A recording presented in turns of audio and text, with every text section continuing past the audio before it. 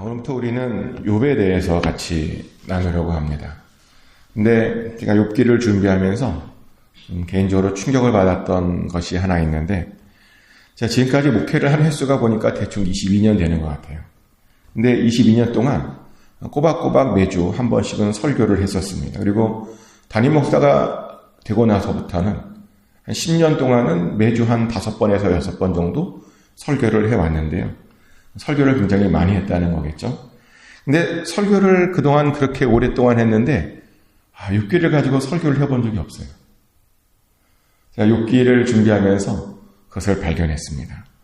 물론 잠깐씩 인용은 하긴 했습니다. 근데 정식으로 욥기를 이렇게 주요 본문으로 설교를 해본 적이 보니까 없더라고요. 근데 이번에 드디어 욥기를 하게 되었습니다. 그래서 개인적으로는 큰 기대가 됩니다. 근데 말씀을 준비하면서 그동안 왜 그렇게 욥기를 가지고 설교를 하지 않았나 라는 그런 질문을 스스로에게 좀 던져보았습니다. 그리고 좀 반성을 했는데, 욥기의 주제가 뭐죠? 흔히 사람들이 말하길 욥기의 주제를 의인의 고난이다 라고 말을 합니다. 근데 제가 보니까 이 주제를 너무 싫어해요. 의인의 고난. 아니, 의인이 고난을 받는 게 웬 말입니까? 의인은 고난을 받을 것이 아니라 복을 받아야죠. 근데 아니더라고요. 고난이 보니까 고난으로 끝나지 않습니다. 또 우리가 생각하는 축복이요, 축복이 아니고 하나님의 심판일 때도 있습니다. 근데 제가 그걸 몰랐습니다. 그걸 몰라서 그동안 욥기를 가지고 설교를 안 했던 거죠. 그래서 말씀을 준비하면서 회개도 하고 반성도 많이 했습니다. 근데 혹시 여러분 중에서도 저와 같은 이유로 욥기를 싫어하시는 분이 있을지도 몰라요. 그래서 어떤 분은 그래요. 목사님, 욥기 같은 건 설교 안 해줬으면 좋겠는데. 우리는 고난이 싫은데. 근데 혹시라도 그런 마음을 품으셨다면 저처럼 꼭 회개하시길 축복합니다. 그러면서 욥기의 주제인 의인의 고난에 대해서 다시 한번 깊이 깨닫게 되는 그런 은혜의 시간이 되시기를 축복합니다. 욥기를 시작하면서 잠깐 이 욥기의 배경부터 잠깐 나누면요. 오늘 본문은 욥의 배경에 대해서 이렇게 소개하죠. 욥기 1장 1절 보면 우스 땅에 사는 욥이라 불리는 사람이 있었다라고 말합니다. 그러니까 욥은 우스 땅이라고 하는 곳에서 살고 있는 것을 보게 됩니다. 이 우스는 어디냐면 지금의 그 이스라엘의 남쪽 지역 혹은 요르단 지역을 말하는 겁니다. 실제로 예레미야 에가라고 하는 곳을 보면 우스 땅은 에돔 땅이라고 나와요. 예레미야 4장 21절에 이런 말이 있습니다. 우스 땅에 사는 딸 에돔아라고 나옵니다. 그러니까 우스 땅에 누가 살고 있냐면 그 당시에 에돔 사람들이 살고 있었다는 거죠. 그러니까 우스는 에돔 땅입니다. 그리고 에돔 땅은 어디냐면 요즘으로 치면 이스라엘 남부를 말하는 것이고 요르단과 좀 같이 거기 있는 지역을 우리가 에돔 땅이다라고 말합니다. 자, 그럼 욥은 그러면 어느 시대의 사람일까요? 성경을 분석해 보면 욥은 야곱과 동시대의 사람이었다라고 하는 것을 알게 됩니다. 그게 무슨 말이냐면요, 기원전 1800년에서 기원전 1600년도 사이, 그 사이에 살았던 사람이라는 걸 알게 되는데요. 그렇게 말할 수 있는 이유가 뭐냐면 이 욥기에 나오는 화폐의 단위 때문입니다. 욥기에 나오는 화폐의 단위는 크시타라고 하는 단위예요. 욥기 42장 11절에 보면 한번 찾아볼까요? 욥기 42장 11절. 거기에 보면 욥이 하나님께 회복을 받고 그래서 하나님께 위로를 받고 모든 것들을 회복하는 그런 장면인데요. 욥기 42장 11절입니다. 제가 읽어드리겠습니다. 이에 그의 모든 형제와 자매와 이전에 알던 이들이 다 와서 그의 집에서 그와 함께 음식을 먹고 여호와께서 그에게 내리신 모든 재앙에 관하여 그를 위하여 슬퍼하고 위로하고 각각 캐시타 하나씩과 금고리 하나씩을 주었더라. 아멘. 여기 뭘 주었다고 되어 있죠? 캐시타라는 그걸 하나씩 사람들이 와서 욥에게 모든 재앙이 끝나고 위로하는 마음으로 위로금으로 캐시타 하나와 금고리 하나씩을 주었다라고 되어 있는데요. 여기 나오는 캐시타가 크시타라는 화폐의 단위입니다. 근데 놀랍게도 이 크시타라고 하는 화폐의 단위를요, 야곱도 사용해요. 창세기 33장 19절에 보면 이런 말이 나옵니다. 하몰의 아들들에게서 이제 야곱이 100크시타를 주고 밭을 샀다라는 그런 말이 나옵니다. 이렇게 야곱의 시대에 사용하던 화폐 단위가 크시타였는데 이 캐시타를 이제 욥도 사용하고 있음을 보게 됩니다. 그 말은 욥과 야곱이 거의 비슷한 동시대의 사람이었던 것을 우리가 알게 되는 거죠. 그리고 그뿐만 아니라 욥과 야곱의 생활 어떤 양태가 비슷합니다. 야곱도 유목 생활을 했죠. 근데 욥도 보면 유목 생활을 하는 것처럼 보입니다. 그리고 또 야곱과 욥 모두 하나님께 번제를 드리며 개인적으로 번제를 드리며 하나님께 예배를 드립니다. 제사장들이나 성전 같은 것을 이용하지 않고 직접 하나님께 나아가 번제를 드립니다. 이것도 그 증거죠. 그런데 이 욥에 대한 그 성경의 평가가 우리를 놀라게 합니다. 욥에 대해서 뭐라고 말하냐면요. 욥은 온전하고 정직하며 하나님을 경외했고 악에서 떠난 자다라고 말을 합니다. 하나님께서 이 욥이요 얼마나 마음에 들었던지 사탄에게 자랑을 해요. 욥기 1장 8절 말씀입니다. 여호와께서 사탄에게 이르시되 내가 내 종 욥을 주의하여 보았느냐? 그와 같이 온전하고 정직하여 하나님을 경외하며 악에서 떠난 자는 세상에 없느니라 라고 사단에게 하나님이 자랑을 합니다. 놀라운 장면이죠. 아니 사단에게요. 야, 욥 알아? 이런 거예요 지금. 야, 욥처럼 정직하고 하나님을 경외하고 악에서 떠난 적 없어. 너 그 욥을 알아? 라고 하나님이 사단에게 자랑을 한 겁니다. 너무 놀라운 이야기입니다. 근데 더 놀라운 건 뭐냐면 제가 방금 욥이 어느 시대의 사람이라고 했다고 그랬죠? 야곱의 시대의 사람이었습니다. 욥은 에돔 지역에 사는 사람으로 야곱과 동시대에 사는 하나님이 자랑스러워하는 그런 사람이었습니다. 근데 우리가 성경을 보면 알다시피 하나님의 백성들의 조건은 그렇게 자랑하던 욥이 아니라 별로 하나도 자랑할 것이 없는 거의 사기꾼과 같은 그런 야곱을 통해서 하나님의 족보가 백성들의 족보가 연결되어진다는 거죠. 욥이 그 당대에 가장 완전했다면서요. 욥이 그 당대에 가장 정직했다면서요. 욥이 당대에 가장 하나님을 경외하고 악에서 떠났다면서요. 아니 근데 왜 우리 생각에는 욥의 가문을 통해서 그러면 하나님의 그 모든 것들이 흘러가야 될 것 같은데 그게 아니고 야곱을 통해서 하나님의 은혜와 하나님 백성들의 족보가 야곱을 통해서 흘러가더라는 겁니다. 왜 하나님께서는 욥의 가문이 아니라 야곱의 가문을 선택하셨냐는 거죠. 우리는 여기에서 다시 한번 하나님의 은혜라고 하는 그 단어가 떠오르게 됩니다. 하나님의 은혜는 어떤 자격을 갖춘 자에게 임하는 것이 아닙니다. 하나님의 은혜란 아무런 자격이 없는 자에게 임하는 겁니다. 그래서 사실 우리들에게 그 하나님의 은혜가 임한 거죠. 아무것도 한 것도 없지만 그냥 무조건 사랑해 주시는 그 은혜, 그 사랑을 우리가 그래서 받은 겁니다. 그래서 우리는 사실은 아무것도 자랑할 것이 없습니다. 그래서 겸손해야 됩니다. 항상 하나님 앞에 납작 엎드려야 됩니다. 그렇게 계속 하나님의 은혜를 사모하고 받아야 됩니다. 축복하는 것은 이런 하나님의 놀라운 은혜가 언제나 여러분 삶 가운데 있기를 축복합니다. 아무튼 욥은 정말 하나님께서 인정하실 정도로 정말 대단한 사람이었습니다. 그런데 하나님께서 왜 그렇게 욥을 인정하셨냐면 사실은 사탄을 질책하시기 위함이었습니다. 하나님께서 사탄에게 물어봅니다. 도대체 어디서 뭘 하고 다니냐고 물어봅니다. 어디에서 왔냐고 물어봅니다. 그러자 사탄이 대답하죠. 땅을 두루두루 돌아 여기저기 다녀왔다. 사탄이 부지런하죠. 여기저기 돌아다니면서 사람들을 막 괴롭히고 돌아다니는 거예요. 막 그렇게 대답을 합니다.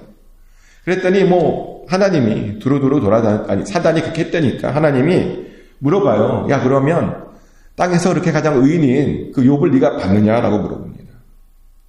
땅을 두루 다녀봤으니 욥을 봤을 것이라는 거죠.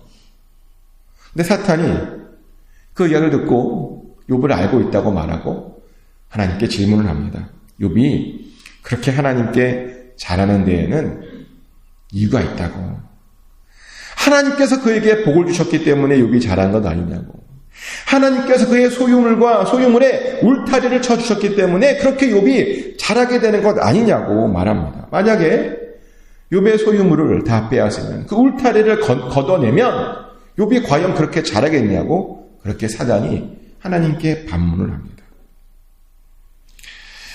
그러며 사탄은 그렇게 욥의 그 순전한 마음을 폄하했습니다. 이 말을 듣고 어떻게 생각하십니까? 사탄의 지적이 맞을 것 같으세요? 아니면 사탄의 지적이 완전히 틀렸을까요?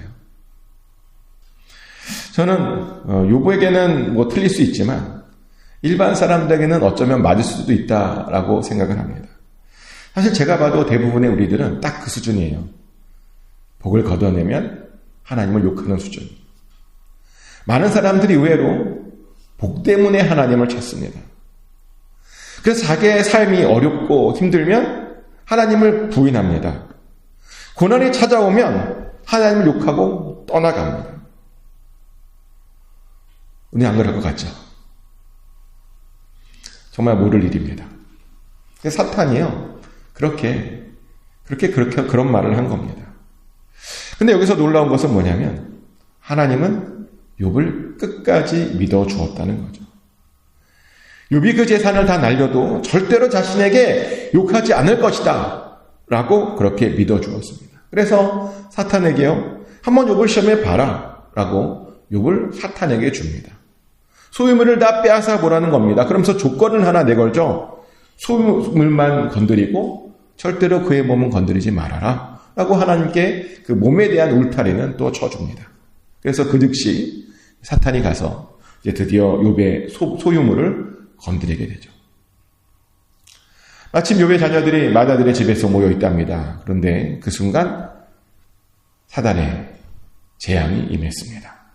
욥이 있는데 갑자기 사원 한 명이 쫓아오더니 욥에게 충격적인 이야기를 합니다. 소가 밭을 갈고 있고 나귀는 그 옆에서 풀을 먹는데 갑자기 스바 사람들이 나타나서 그 모든 것들을 빼앗고 종들을 죽였는데 자기 혼자 남았다라고 쫓아옵니다. 그리고 또 다른 사람이 달려옵니다. 그 사람이 하는 말이 갑자기 하늘에서 불이 떨어졌답니다. 그래서 양과 종들을 다 살라버리고 자기만 남았답니다. 그러더니 또 한 사람이 쫓아옵니다. 갈대아 사람이 새의 무리를 이어서 갑자기 자기의 낙타에게 달려들었답니다. 그리고 그 낙타를 빼앗고 종들을 죽였답니다. 그래서 자기만 남았답니다.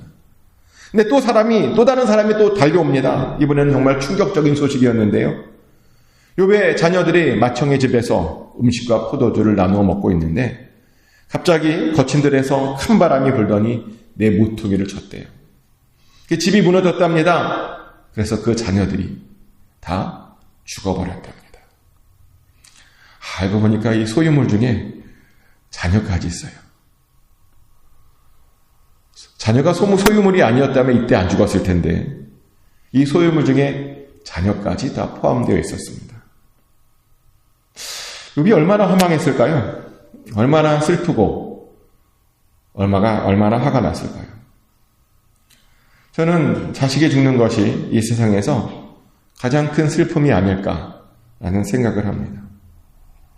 실제로 저희 교회에도 자식을 먼저 앞세우신 분들이 계신데 그분들의 얼굴에는 항상 어떤 그늘이 있어요. 그리고 항상 하소연을 하십니다. 그 죽은 자식이 너무너무 보고 싶다. 그런 하소연들을 종종 하십니다. 근데 지금 욥이요. 그런 일을 당한 거예요. 그래서 욥이 겉옷을 찢고 머리를 밀고 땅에 엎드립니다. 그런데 그렇게 엎드려서 뭘 했는지 아십니까? 욥기 1장 20절 말씀이죠. 욥이 일어나 겉옷을 찢고 머리털을 밀고 땅에 엎드려 예배하며 욥이 겉옷을 찢고 머리털을 밀고 땅에 엎드려 울었다, 절망했다, 슬퍼했다, 이런 게 아니고요. 그렇게 해서 하나님께 예배했다 라고 나옵니다. 그런 상황에서 하나님께 예배를 올려드렸답니다.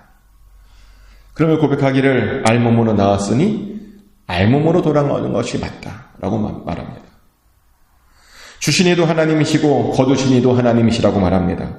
그러며 여호와 이름이 찬송을 받으시라고 그렇게 하나님께 나아가 예배드렸습니다. 절대로 하나님을 원망하지 않았습니다. 절대로 하나님께 분노하지 않았습니다. 예배했습니다. 그리고 그랬더니 이 싸움에서 하나님께서 사탄을 이기셨습니다. 근데 하나님께서 이기신 건 좋은데 사실은 욥의 희생이 너무나 컸습니다. 하나님께서 이기시는 것, 그런 식으로 이겨야 되는가 하는 생각도 듭니다. 꼭 그런 식이라도 자식을 앞서 세우면서까지 그렇게 하나님께서 이기셔야 되는가. 근데요, 하나님은 무조건 이기셔야 됩니다. 그렇게라도 이겨내야 됩니다. 그리고 사실 이 승리에게는 아주 중요한 의미가 있습니다. 이 내기에게는 아주 중요한 의미가 있습니다. 이 내기는 사실은 어떤 의미가 있냐면 하나님을 경외하는 사람들이 어떻게 살아야 되는가에 대한 그런 의미가 있습니다. 하나님을 경외하는 사람들은 하나님께서 만들어주신 그 주신 결과에 대해서 불평하면 안 된다는 거죠. 하나님을 경외하는 사람들이란 어떤 상황에서도 무슨 일을 당하더라도 불평하거나 원망하면 안 된다는 겁니다. 어떤 상황에서도 예배드려야 된다는 겁니다. 어떤 상황일지라도 무조건 하나님의 모든 주권을 인정하고 하나님의 선하신 뜻을 믿고 끝까지 예배자로 남아야 된다는 겁니다. 바로 그것이 하나님을 경외하는 자의 삶이라는 거죠. 그리고 그렇게 경외해야, 그렇게 버텨야 하나님께서 마침내 승리하는 겁니다. 하나님께서 마침내 사단의 머리를 그래야 밟을 수 있는 겁니다. 그래서 우리도요, 그렇게 반드시 살아야 됩니다. 그래서 하나님께서 그 사단의 머리를 밟을 수 있게 해야 됩니다. 하나님께서 그렇게 이길 수 있도록 그렇게 해야 된다는 겁니다. 근데 그러려면 우리도요, 모든 주권이 하나님께만 있음을 고백해야 됩니다. 이게 무슨 말이냐면 불평하지 말라는 거예요. 원망하지 말라는 겁니다. 어떻게든 하나님께 나와 예배로 하나님께 올려드려야 된다는 겁니다. 그래야 하나님께서 이길 수 있습니다. 축복하는 것은 꼭 욥처럼 하나님을 경외하심으로 하나님께서 이기시도록 해드리시기를 축복합니다. 그래서 하나님께 인정받는 그런 믿음들을 꼭 갖게 되시기를 예수 그리스도 이름으로 축복합니다. 기도하겠습니다. 하나님 아버지, 욥이 참 어려운 고난을 당했지만 끝까지 그가 하나님께 예배로 붙들었습니다. 예배로 버텼습니다.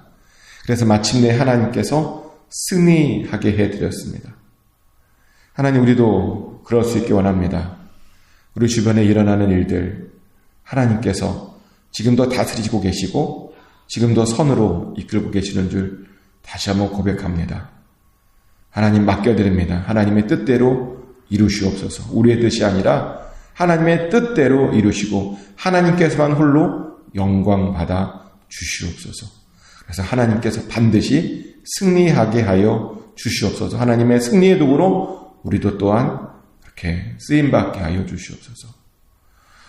아버지, 그러나 우리의 고난을 아버지 하나님께서 잘 다스려 주셔서 우리가 감당할 만한 것으로, 그리고 우리 또한 승리할 수 있는 것으로 허락하여 주시옵소서. 그 고난 뒤에 있는 그 축복을 우리가 반드시 누리게 하여 주시고, 그래서 우리 또한 하나님께서 주시는 그 기쁨과 영광으로 인해서 감사로 정말 충만한 삶을 살게 하여 주시옵소서. 그렇게 우리의 삶을 인도하여 주실 줄 믿습니다. 감사드리며 예수 그리스도 이름으로 기도드렸습니다. 아멘. 주기도문으로 올려드립니다. 하늘에 계신 우리 아버지, 아버지의 이름을 거룩하게 하시며 아버지의 나라가 오게 하시며 아버지의 뜻이 하늘에서와 같이 땅에서도 이루어지게 하소서.